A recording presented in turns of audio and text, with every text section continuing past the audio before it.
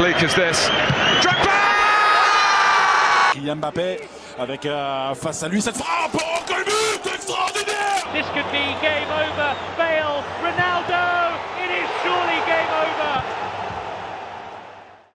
You might be wondering how a blocky ass, simple ass football game is the most technical football game on Roblox. How has a game with no possession system, no kicking keybinds, and no dribbling variations earned this title?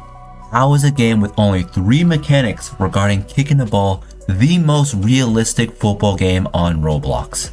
Well, in this video, I'm going to detail how touch football's simple mechanics makes it the most accurate and technical football game on Roblox.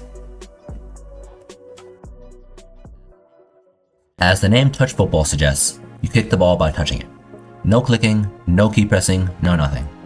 But if all you can do is touch it, how do you control the ball? Well, that's where the 3 mechanics come in. The first 2 mechanics add variation to how you kick the ball, where your character's velocity going into the ball determines how hard you kick it, and your character's position relative to the ball determines if it goes straight or if it curves. The third mechanic actually restricts the ball from being hit again for a short amount of time, which is actually very important because it prevents everyone from playing ping pong and surrounding the ball like little kids. Before I go into how these 3 mechanics make touch football the most realistic football game when it comes to first touches, crosses, headers, tap-ins, cover shadows, and ridiculous finishing, just to name a few, touch football also beats every other game when it comes to playing football instinctually. When researchers studied Neymar in 2014, they found that Neymar actually had very little brain activity and was basically playing on autopilot and instinct. While most Roblox football games follow a possession-based or keybind-based system, neither of these systems fulfill this instinctual feeling. Possession-based games like Blue Lock Rivals or FIFA Super Soccer are just too boring to require instinct. Most of the time, everyone is just slide tackling or dribbling to take or keep possession of the ball, not to mention how straightforward the passes are either.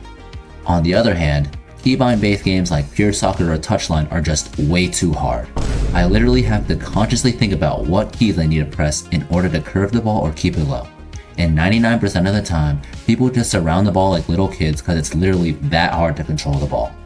Because of how simple yet varied touch football's mechanics are, no other football game on Roblox even comes close to this instinctual feeling that professional players feel. With these 3 simple mechanics, touch football has naturally acquired a first touch that can not only slowly roll the ball to your teammates but also be punished, genuine crosses into the box as well as ridiculous through ball passes, actual headers, man, beating your man one-on-one, off-the-ball movements like pressing and providing a cover shadow,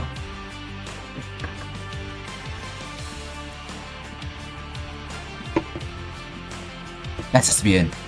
What the fuck? Come on. Oh shit! Oh shit! Let's go. Touch football is so realistic that it literally creates positions from the football itself.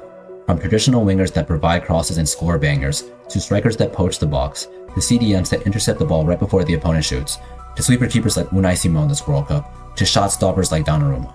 Beyond the mechanics, the game just has everything football has to offer.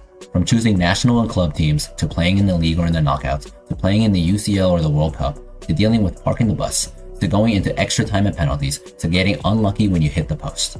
There are so many other things that makes touch football the most realistic football game on Roblox.